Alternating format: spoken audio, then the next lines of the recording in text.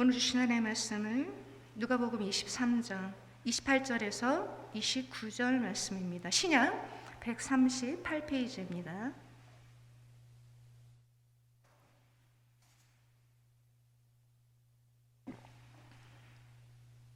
누가복음 23장 28절에서부터 29절까지 말씀입니다. 네, 다 찾으셨으면 우리 한 목소리로 말씀을 봉독하시겠습니다. 예수께서 돌이켜 그들을 향하여 이르시되 예루살렘의 딸들아 나를 위하여 울지 말고 너희와 너희 자녀를 위하여 울라. 보라, 날이 이르면 사람이 말하기를 잉태하지 못하는 이와 해산하지 못한 배와 먹이지 못한 젖이 복이 있다 하리라. 아멘.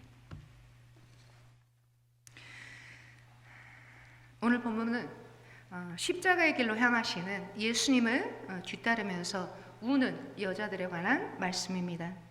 일반적으로 죄인이 그 처형장으로 향하여 갈 때와는 전혀 다른 모습입니다. 보통 일반적으로는 그 죄인을 향하여서 분노를 표출하고 욕을 하고 저주를 퍼붓는 모습이 일반적인 모습입니다. 그런데 오늘 이 성경 본문에 보면 많은 여자들이 예수님의 죽음을 애곡하면서 따르며 울었다라고 이렇게 말씀하고 계십니다. 수년 동안 예수님을 따라다니면서 예수님께 병고침도 받고 말씀도 듣던 그 여인들이 이 예수님의 죽음을 앞두고 예수님을 위하여 슬프게 울었던 것입니다. 자, 그런데 오늘 본문에서 보시면 예수님께서는 나를 위하여 울지 말고 너희와 너희 자녀를 위하여 울라라고 이렇게 말씀하셨습니다. 왜 이렇게 말씀하셨을까요? 누가복음 19장 42절에서 44절 그 바로 앞에 본문 말씀에 예수님이 이렇게 말씀하셨습니다. 이르시되 너도 오늘 평화에 관한 일을 알았더라면 좋을 뻔하였거니와 지금 내 눈에 숨겨졌도다. 날이 이를지라 내 원수들이 토둔을 쌓고 너를 둘러 사면으로 가두고 또 너와 및 그 가운데 있는 내 자식들을 땅에 메어치며 돌 하나도 돌 위에 남기지 아니하리니 이는 내가 보살핌 받는 날을 알지 못함을 인함이니라 하시니라. 예수님은 하나님 아버지에 대한 온전한 순종 가운데서 죽음을 통과하여 하나님의 영광으로 나아가는 그 길을 예수님은 선택하셨고 그 길을 묵묵하게 걸어가셨던 것입니다. 따라서 진정한 애곡의 대상은 예수님이 아니라 그 끔찍한 고통의 날이 임박한 예루살렘의 딸들과 그녀의 자식들이라고 이렇게 말씀하신 것입니다. 그리고 오늘 본문 29절을 보시면 수타 못하는 여자와 해산하지 못한 여자가 복이 있다라고 이렇게 예수님이 말씀하고 계십니다. 현재 자연스러운 가치는 자식들을 많이 낳은 여자가 복이 있는 것입니다. 그런데 예수님은 이 자연스러운 가치들이 전복된 그 어두운 미래를 말씀하고 계시는 것입니다. 누가복음 21장 23절에 이렇게도 말씀하셨습니다. 그날에는 아이벤 자들과 젖먹이는 자들에게 화가 있으리니 이는 땅에 큰 환난과 이 백성에게 진노가 있겠음이로다. 임신을 못하는 그 여자들을 향하여 예수님은 헬라어로 마카리아이, 다시 말해서 행복하다, 복 있다라고 이렇게 선포하신 것입니다. 당시 수태를 못하는 그 수치스러운 삶을 사는 그 여인들에게 오히려 축복을 선포하고 계신 이 말씀은 오히려 참담한 말씀입니다. 앞으로 이 다가올 미래가 자녀를 낳아서 키우기에 너무나 참담한 상황이기 때문에 오히려 자녀가 없는 여인들이 오히려 복이 있다라고 이렇게 말씀하신 것입니다. 자녀를 많이 낳아서 키우는 그 여인들이 그녀의 자녀들이 당할 고통을 그거를 다 눈으로 봐야 되고 환난을 겪는 것을 지켜봐야 하기 때문에 오히려 그 여인들이 더 복이 없다라고 말씀하시는 것입니다. 그런데 바로 이 시대, 우리가 살고 있는 이 시대가 우리의 자녀를 위하여 울어야 할 그 시대라고 하는 것입니다. 호세아서 4장 6절 말씀입니다. 내 백성이 지식이 없으므로 망하는도다. 내가 지식을 버렸으니 나도 너를 버려 내 제사장이 되지 못하게 할 것이요 내가 내 하나님의 율법을 잊었으니 나도 내 잊어버리리라. 자, 이제 다음 주 토요일이면 유치유년부 여름성경학교가 시작합니다. 그동안에 우리가 주일날만 제한된 짧은 시간, 길어야 1시간 반 정도밖에 안 되는 그 짧은 시간에 우리 아이들과 함께 예배드리고 성경 말씀을 나눴었습니다. 그런데 이제 여름방학을 아이들이 맞이하면서 마음껏 시간의 제약 없이 아이들에게 집중적으로 성경을 가르칠 수 있는 이제 여름성경학교가 바로 이제 곧 앞에 있습니다. 그래서 이 성령님의 치유, 이번에 주제가 라파 하나님이십니다. 치유하신 하나님. 그 치유하신 하나님이 성경에서 어떻게 하셨는지를 세과의 공과에서 아이들에게 집중적으로 선생님들하고 함께 말씀을 나누고, 그리고 이제 그 치유하시는 하나님을 아이들이 직접 경험할 수 있도록 아이들과 함께, 모든 선생님들과 함께 기도하는 기도회까지 우리가 준비를 하고 있습니다. 이를 위해서 우리 선생님들이 두어 달 동안에 매주 열심히 말씀을 상고하고 기도하면서 준비하고 있습니다. 그래서 우리의 어린 영혼들을 하나님의 귀한 군사로 길러낼 수 있기 위하여 우리 선생님들과 함께 우리 성도님들이 많은 기도와 관심을 보내주시기를 부탁드립니다. 저는 오늘 우리의 이 아이들이 대부분의 시간을 보내고 있는 이 학교의 믿을 수 없는 실태에 대해서 말씀드리고자 합니다. 이 자리에 계신 대부분의 우리 성도님들은 학창 시절을 보내셨는데 그때의 그 학창 시절과는 전혀 다른 학교 생활을 우리의 아이들이 보내고 있습니다. 우리의 부모님 시대만 해도 학교에 보내만 놓으면, 아이들이 학교 안 가려고 해도 막 이놈 새끼 혼내서라도 학교에 보내만 놓으면 선생님이 그래도 좋은 거를 가르쳐 주신다라고 믿었고, 그리고 부모님들이 어떻게든지 선생님 말씀 잘 듣고 오라고 그렇게 해서 아이들을 아침에 일찍 밥 먹여가지고 학교에 보냈었습니다.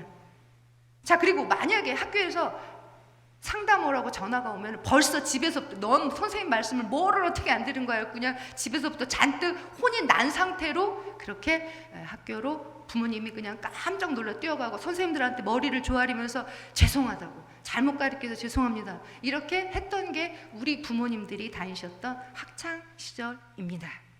자, 그런데 현재 우리 아이들이 다니고 있는 학교는 너무나 딴 세상입니다. 혹시 학생인권 조례라고 들어보셨습니까? 들어보신 성도님들도 계시고 처음 들어보신 분들도 계실 것입니다. 아마 이게 무슨 법률 용어니까 그래도 국가에서 제정한 거니까 우리 아이들에게 뭔가를 좋게 해주기 위해서 제정한 것이 아닐까, 이렇게 생각들을 하고 계실 겁니다. 자, 그런데 제가 오늘 자세하게 설명을 드리겠습니다. 학생인권 조례란 학생의 인권이 학교 교육과정에서 실현되게 하기 위하여 학생의 존엄과 가치 및 자유와 권리를 보장을 목적으로 각 교육청들이 자치적으로 제정한 조례를 말합니다. 자, 이렇게만 하면 굉장히 좋아 보입니다. 자, 그러나 이 학생인권 조례로 인하여 우리 자녀들이 마땅히 지켜야 할 인간으로서의 인성과 예의, 그리고 품성과 도덕들을 배우지 못한 채 감정대로 마음대로 해도 되는 아이들로 자라나고 있다는 사실을 알고 계십니까? 최근에 큰 이슈가 되었던 초등학교 교사의 연이은 자살 사건도 바로 이 학생인권 조례로 인한 교권 추락 때문입니다. 자, 2010년도 경기도 교육청을 시작으로 2011년도 광주교육청, 2012년도 서울교육청, 2013년도 전북교육청에서 학생인권 조례가 제정되어 공포되었습니다. 2018년에서 2019년에는 경남교육청 주도로 제정이 시도되었지만 깨어있는 기독교인들을 중심으로 한 대규모 반대 집회로 인하여서 막아내었습니다. 그러나 2020년도 우리 교회 자녀들이 속해 있는 바로 이 충남교육청에서도 학생인권 조례가 제정되어 시행되고 있습니다. 학생인권 조례는 말 그대로 법률이 아니고 조례입니다. 지방자치단체가 제정하는 자치법규에는 조례와 규칙이 있는데 이 중 조례는 상위 법규에 해당합니다. 학생인권 조례가 제정되면 이행 강제성이 생겨서 해당 자치단체에 속한 모든 학교는 이를 따라야 하고 이를 지키지 않을 경우 징계를 당합니다. 이 학생인권 조례가 제정 시행된 지 불과 10여 년 만에 무서운 속도로 교육 현장이 무너져 내리고 있습니다. 이에 약 1,700여 개의 사립학교 교장 선생님들이 모여서 이 학생인권 조례에 대해 심각하게 검토와 보완을 협의하는 지경에 이르렀습니다. 그 내용을 보면 교권 붕괴의 모든 원인이 학생인권 조례의 탓은 아닐지라도 상당 부분 원인으로 지목되었습니다. 이 자리에 참석한 한 교장 선생님은 두발과 복장, 휴대전화 소지를 어디까지 허용해야 할지 교육청 지침을 기다리고 있다라고 말했고, 또 다른 교장 선생님도 학생인권 조례에 초, 중, 고교별로 구분이 필요하다. 유치원생도 집회를 한다고 나서면 어쩔 건가라고 이렇게 한탄을 했습니다. 또한 한 중학교 학부모는 학교 운영위원회에 참여하면서 체벌 금지, 휴대전화 사용, 두발 자유화 등 교사의 생활 지도가 어려워지는 학칙 개정에 결코 동의할 수 없다라고 이렇게 말했습니다. 또 여론조사에 의하면 국민의 55%가 학생인권 조례 때문에 교권 추락이 되었다라고 했으며, 특별히 지역별로 보면 광주, 전라남도, 전라북도가 64%, 강원, 제주는 63%로 학생인권 조례 때문에 교권이 추락했다라고 하는 여론이 나왔습니다. 학부모와 교사들이 가장 우려하는 것이 바로 두발 자유입니다. 미용실에 파마나 염색을 문의하거나 계약이 되었는데도 머리 스타일을 그대로 유지하는 학생들이 늘어났습니다.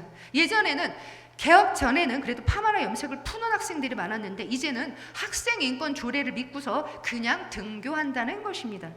아이에게 생활지도를 하면 교사는 아동학대로 처벌받게 되어 있기 때문입니다.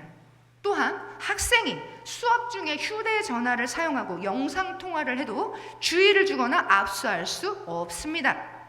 둑이 터진 것처럼 학생인권 조례에 의해서 갑작스런 자유와 권리의식까지 넘겨받은 우리의 아이들에게 어떻게 절제와 책임을 가르칠지가 교사들의 큰 고민입니다. 학생인권조례 제5조 제1항에 의하면 학생은 임신, 출산 등의 이유로 차별받지 않을 권리를 가집니다. 여학생이 임신을 해도 학교에서 아무런 지도를 할 수 없습니다. 차별 금지하고 배려는 분명히 다릅니다. 배려는 잘못된 행위라도 그걸 이해해주고 감싸주는 건데, 반면 차별 금지는 그 행위에 대한 도덕적 정당성을 부여합니다. 미혼모를 배려하는 건 좋지만 임신 또는 출산을 차별 금지하고 미혼모가 되는 것이 정당하다고 가르치는 거고 지금 현재 가르치고 있는 것입니다. 바르고 건강한 방향으로 지도해야 할 의무가 교사에게 있는데 그렇게 지도하면 학생의 인권을 침해했다고 징계되고 있는 것입니다. 또 이런 사례도 있습니다. 초등학교 4학년 체구가 큰 남자아이가 있었는데 이 아이가 자신의 담임 선생님이 체구가 작은 여자 선생님이었습니다. 그 여자 선생님을 무력으로 제압해서 교실에서 선생님을 질질질질 끌고 다녔는데 선생님은 한참을 이 아이한테 끌려다니면서도 아무런 대처도 못했다라고 합니다. 선생님이 화도 못 내고 야단을 치지도 못하고 간신히 아이에게서 놓여놨다고 합니다. 학생인권 조례 하에서는 교사는 위해를 가하는 학생에게 절대로 물리적 제지를 할 수 없습니다. 학생의 인권을 보호해야 한다는 명목 하에서 말입니다. 이렇듯 인간이 인간으로서 배워야 할 인성과 도덕을 배우지 않아도 된다고 학교에서 가르치고 있는 것입니다. 이성 없는 짐승으로 살도록 학교에서 우리의 아이들에게 가르치는 것이 바로 학생인권 조례입니다. 또한 학생인권 조례에는 휴식권이라고 하는 것이 있습니다. 교사가 수업 시간에 잠을 자고 있는 학생을 깨울 수 없습니다. 선생님이 학생의 휴식권을 침해했다라고 신고할 수 있기 때문입니다.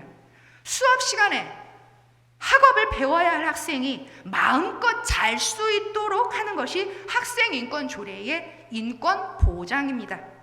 아이들은 학생인권 조례 교육을 통해서 휴식권을 알고 있기 때문에 마음껏 권리를 누리도록 학교에서 그렇게 가르치고 있습니다. 학생에게 해야 할 일을 하는 데에 초점을 두지 않게 하고 하고 싶은 일에 초점을 두어 자신만의 권리를 주장하게 하고 있습니다. 교사에 대한 예의와 존중, 그부에 대한 배려보다는 내가 중심이 되어서 자기의 주장만 내세우는 것을 인권으로 호도한 결과가 현재 붕괴되고 있는 학교 교실의 모습입니다. 근데 참으로 하나님께 감사하게도 올해 서울시 학생인권조례가 12년 만에 폐지되었습니다. 학생인권조례는 학생의 인권을 보호하고 교육을 바른 방향으로 증진시켰는가? 제 대답은 아니오입니다. 단지 학생의 기분이 나쁘면 학생인권 침해로 교사를 신고할 수 있습니다. 학생인권조례에서 말하는 인권은 학생의 존엄과는 상관이 없는 가짜 인권입니다. 우리가 알고 있는 인간이라면 누구나 가지는 기본적인 권리, 모든 사람이 동등하게 존중받으며 인간답게 살 권리가 아닙니다. 학생도 인권이 보장되어야 하는 것은 당연한 일입니다. 그러나 학생만 특별하게 더 인권을 보장해서는 안 되는 일입니다. 학생은 미성숙하고 아직 배우는 단계에 있으므로 그들을 안전하게 보호하고 양육하기 위해서 어느 정도 권리를 제한하는 것이 어른들이 해야 할 일입니다.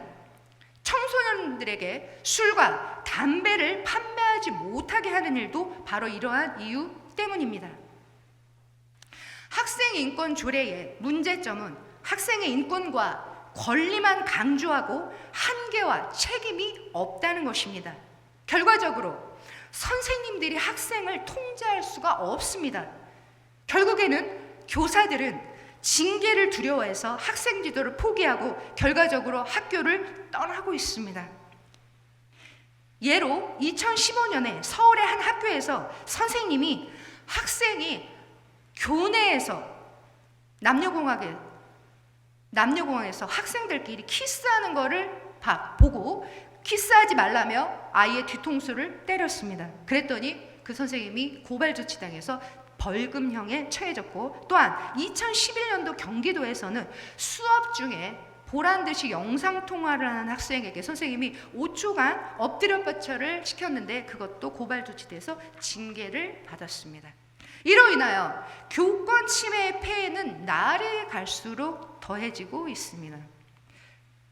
2015년도에는 학생들이 빗자루로 교실에서 선생님을 때리는 일이 있었고, 그리고 올해 6월 달에는 초등학교에서 학생이 교사를 폭행해 전치 3주의 진단을 받았으며, 피해 건수를 보면 2020년도에는 약 1000여 건, 2021년도에는 2000여 건, 2022년도에는 3000여 건으로 해마다 1000건씩 느는 것을 볼 수 있습니다.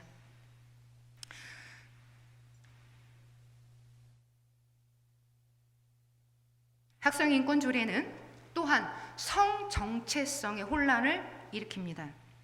성적 지향과 성별 정체성, 차별 금지 조항이 있기 때문입니다.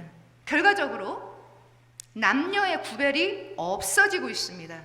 남자가 여자 화장실, 탈의실에도 갈 수 있습니다. 동성애, 성적 지향, 차별 금지로 인해서 동성애 옹호 교육을 막을 수가 없습니다. 우리의 아이들은 동성애가 정당하다고 학교에서 배우고 있습니다. 이걸 비판하면 혐오주의자가 되어 버리고 맙니다. 또한 혐오 표현 금지 조항이 있습니다. 그래서 퀴어 축제를 거부한다, 동성애를 반대한다 라고 이렇게 말하면 전부 다 혐오 발언에 해당합니다.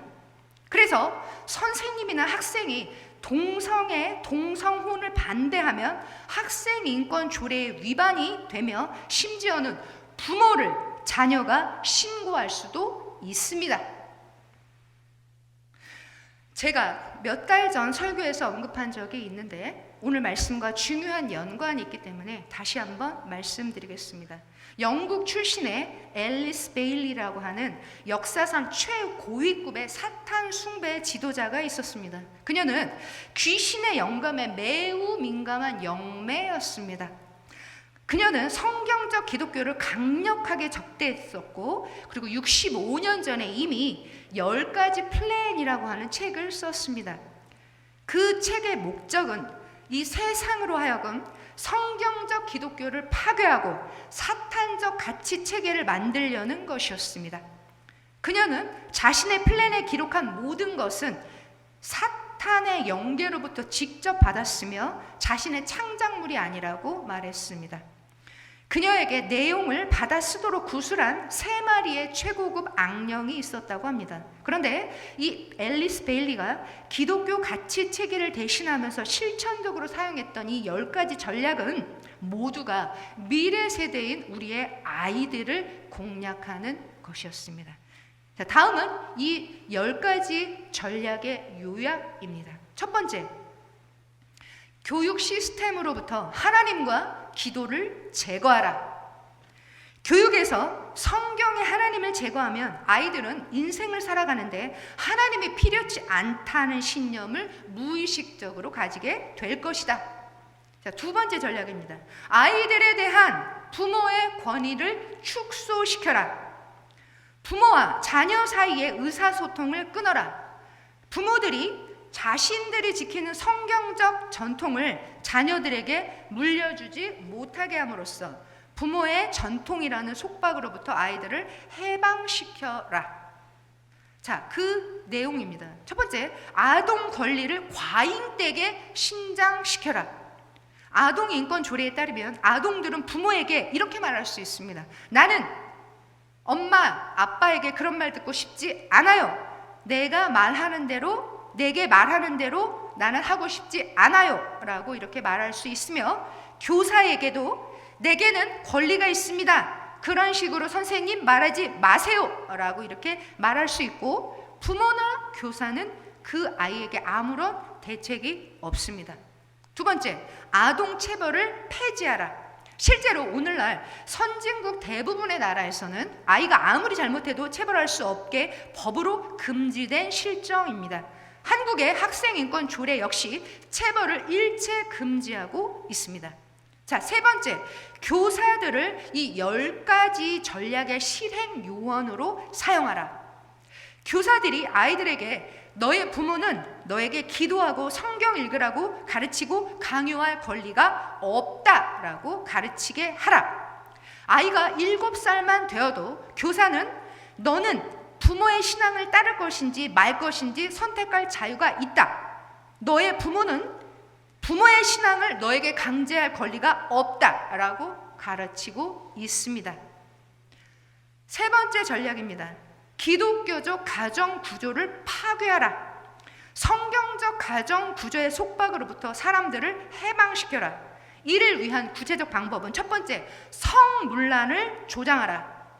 젊은이들에게 혼전 성교나 프리섹스를 장려하고 미화하라. 성적 쾌락을 인생의 최고의 기쁨이라고 미화하고 조장하라. 두 번째, 광고, TV, 신문, 잡지, 영화 산업을 이용하여 성적 쾌락이 인생 최고의 즐거움이라고 선전하고 부추겨라. 네 번째 전략입니다. 프리섹스 사회를 만들라. 낙태를 합법화하고 용이하게 하라. 낙태 전문 병원을 만들라. 학교 안에 임신 진료소를 만들라. 사람들이 섹스의 쾌락을 누리면서 그에 따르는 불필요한 두려움에서 해방되어야 한다. 현재 우리 아이들이 다니는 학교에서는 아이들이 임신을 했다라고 하면 그 아이를 학교에 있는 의무실에서 보호하고 진료해주고 있습니다. 자, 다섯 번째, 이혼을 쉽게 만들고 합법화하라. 평생 결혼의 개념으로부터 사람들을 해방시켜라. 자, 6번째 전략입니다. 동성애를 대체 생활 방식으로 만들라. 7번째 전략입니다. 예술의 품격을 떨어뜨려라. 미친 예술이 되게 하라. 8번째 전략입니다. 미디어를 활용하여 반기독교적 가치를 선전하고 인간의 사고 방식을 바꿔라. 8번째 전략입니다. 종교 통합 운동을 일으켜라. 기독교와 예수를 격화시키고 다른 종교와 그 교주들을 격상시켜라. 10번째 전략입니다. 각국 정부가 이러한 내용을 법제화하게 하고 교회가 이런 변화들을 추인하게 하라.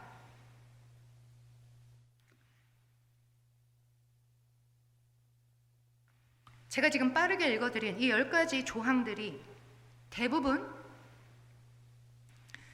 선진국들에서 다 시행되고 있습니다. 우리나라도 예외는 아닙니다. 65년 전만 해도 이 10가지 전략은 아주 생소했었습니다. 그런데 우리 성도님들도 지금 제가 읽어드릴 때 이미 우리에게도 너무나 익숙하여 있는 많은 전략들이 있다는 걸 발견하셨을 것입니다.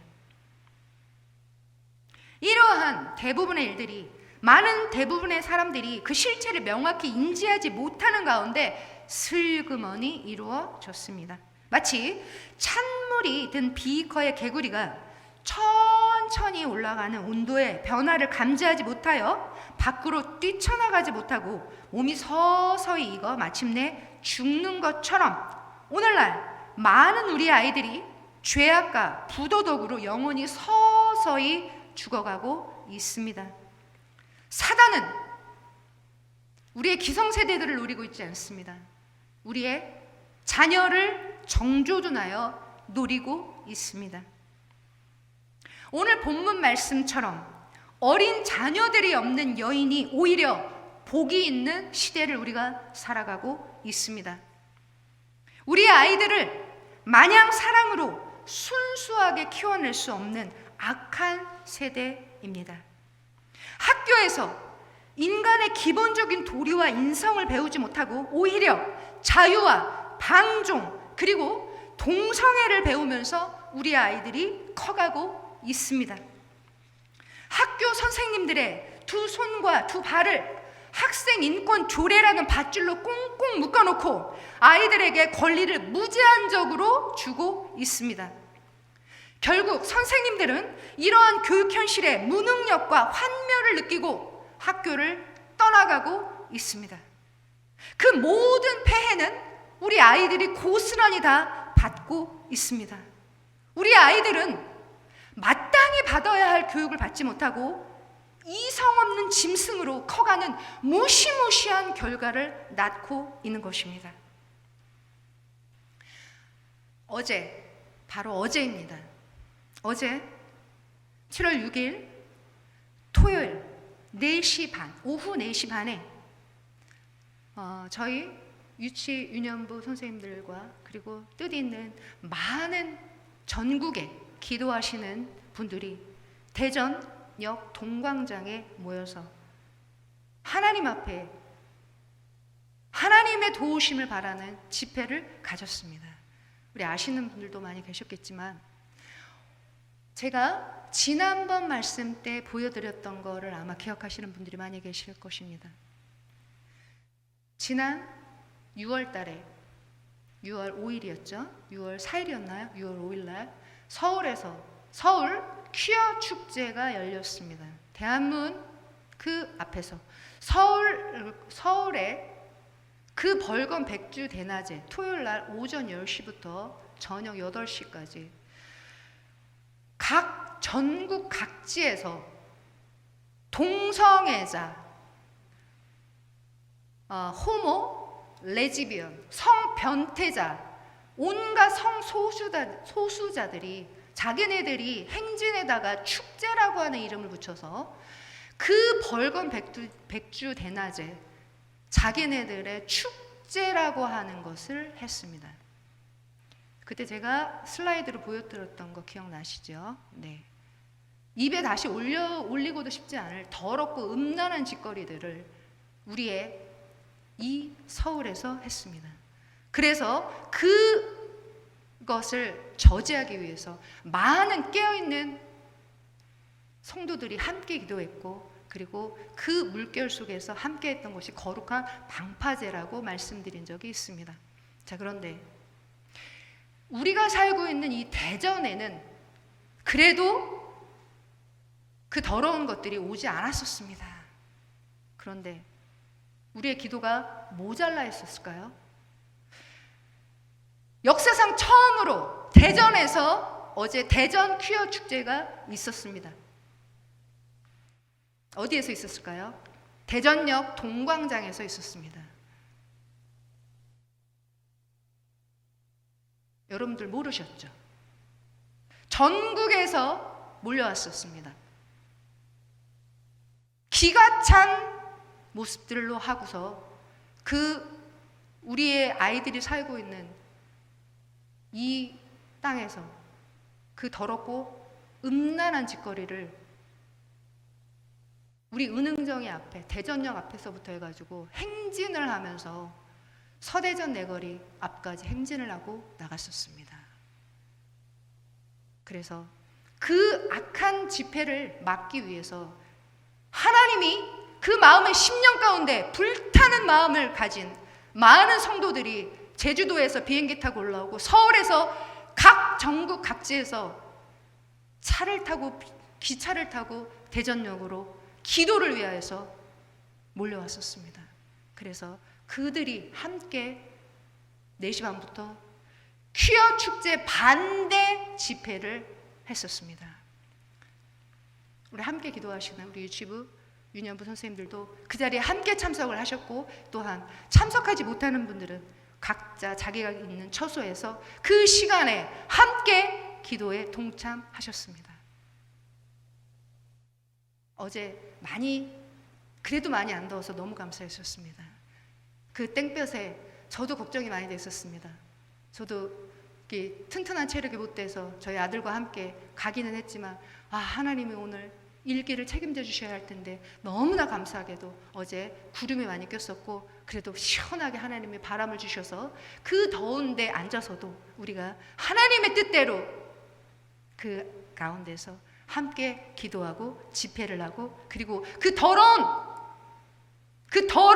행렬이 지나갔던 그 도로를 우리가 뒤에서 기도하면서 그 땅을 정화하면서 기도하면서 그 땅을 우리도 똑같이 다시 행진하면서 회복시키는 기도를 했습니다. 여러분들, 이게 지금 우리가 살고 있는 이 시대의 현실입니다. 우리 성도님들이 사셨던 그 학창시절에는 상상을 할 수 없는 일들이 지금 벌어지고 있습니다. 제가 오늘도 우리의 그 어린 자녀들을, 만으로 6살, 7살밖에 안 된 우리의 그 손주, 그 어린 아이들을 놓고서 저는 오늘도 말씀을 전했습니다. 무슨 말씀을 전했는지 아세요?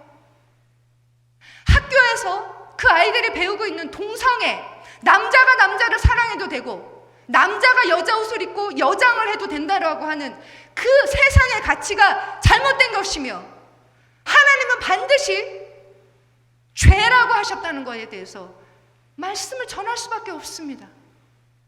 그런데 아직 하나님이 우리나라를 보호하고 계시기 때문에 제가 이 말씀을 전하고 있지만, 만약에 동성애가 합법화로 추진되어 버린다면 저는 이제 그 말씀을 하면 저는 잡혀가게 되어 있습니다.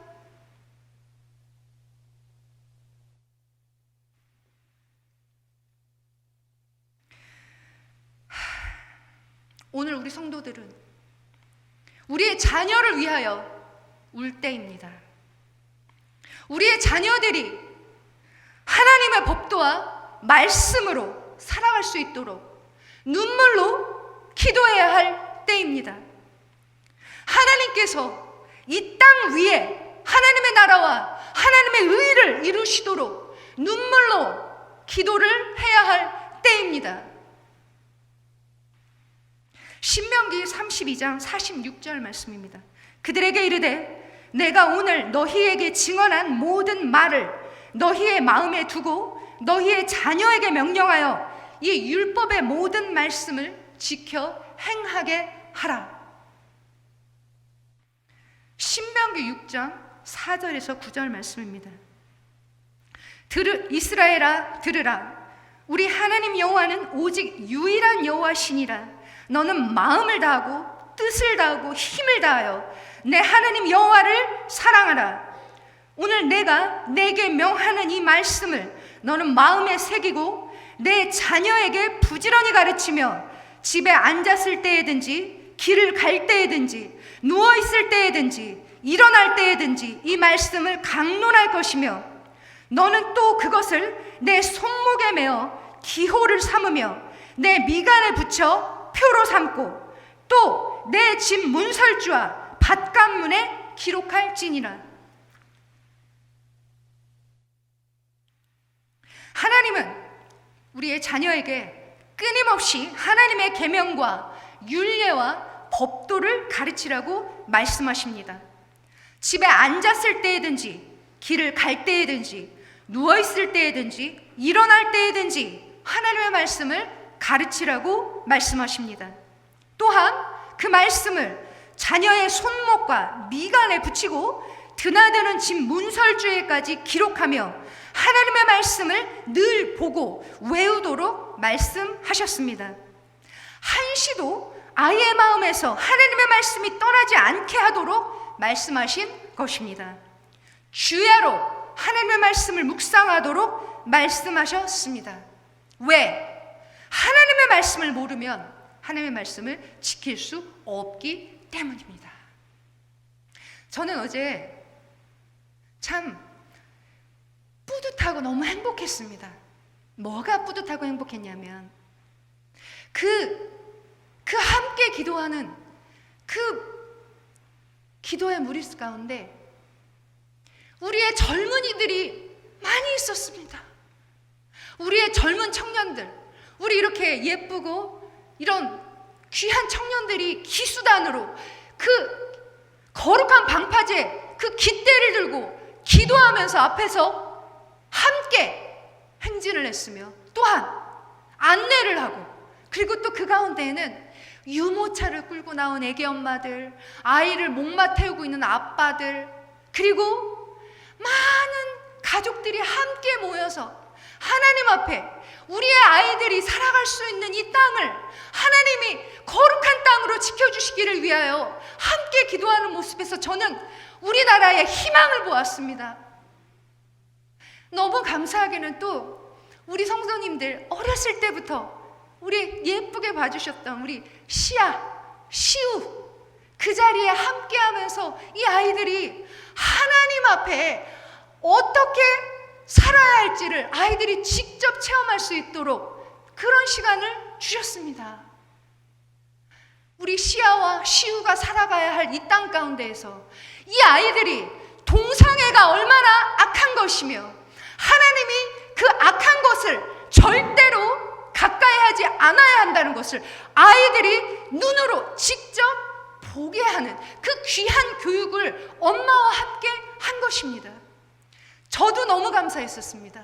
저도 저희 아들과 함께 그 자리에 참석하면서 제가 얼마나 감사했냐면 저희가 그 장소에 도착하기 전에 그 육지계 제가 지난번 설교 때 보여드렸던 그 6가지 하나님이 만드신 아름다운 7가지에서 하나를 뺀 사단의 수 육지계를 그 긴 육지계를 들고서 퍼레이드를 하면서 말로 표현할 수 없는 그 더러운 짓거리들을 하면서 그 걸어가는 그 행렬을 바라보면서 저와 저희 아들은 하나님 앞에 감사했습니다. 내 아이가 저 행렬 가운데 들어있지 않고 함께 하나님 앞에 기도할 수 있는 이 자리에 함께하게 하셔서 감사했었습니다. 우리 성도님들, 저도 이런 말씀 전하고 싶지 않습니다. 저도 은혜로운 하나님 말씀으로 이 가운데서 서고 싶습니다. 그런데 그러기에는 우리가 너무나 악한 세대를 살고 있습니다. 주님이 내일 오셔도 이상하지 않은 세대를 우리가 살고 있습니다. 부디 우리의 자녀를 위하여 깨어 기도해 주십시오. 우리 선생님들이 학교에서 우리 아이들을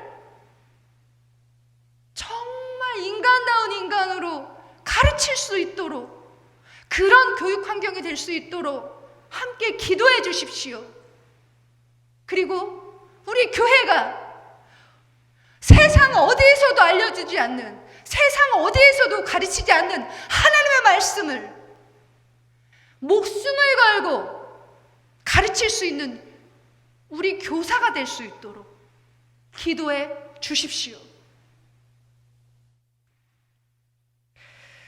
잠언 20장 6절 말씀입니다. 마땅히 행할 길을 아이에게 가르치라. 그리하면 늙어도 그것을 떠나지 아니하리라. 저도 저희 엄마 뱃속에서부터, 그리고 유치부 때부터 주일학교에서 말씀으로 양육받았습니다.